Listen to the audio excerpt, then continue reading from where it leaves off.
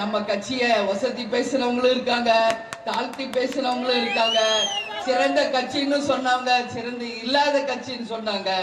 எது வந்தாலும் எல்லா பழிகளையும் சுமந்து அடிகளை தாங்கி தாங்கி தாங்கி இன்னைக்கு இரும்பு கோட்டையாக இந்த தேமுதிகவை நாம் உருவாக்கியிருக்கிறோம். நான் வழி நடுக்க பார்த்துக்கிட்டு வரேன்.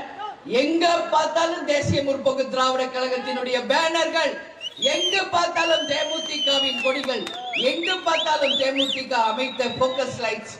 இதெல்லாம் என்ன சாதாரண வரலாறா? யோசிச்சு பாருங்க. இன்னைக்கு தமிழ்நாடு முழுக்க எல்லா ஊருக்கு நான் போயிட்டு இருக்கேன். அந்த வகையில இன்னைக்கு வத்தலகுண்டுல பார்க்கும் போது கட்சினா இதுதான் கட்சி என்று சொல்லக்கூடியது.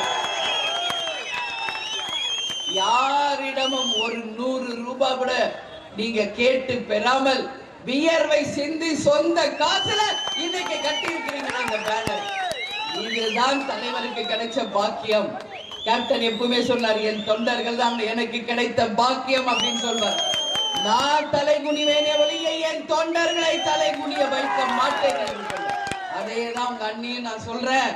இந்த கட்சி யாருக்காகனா உங்களுக்காக தான்.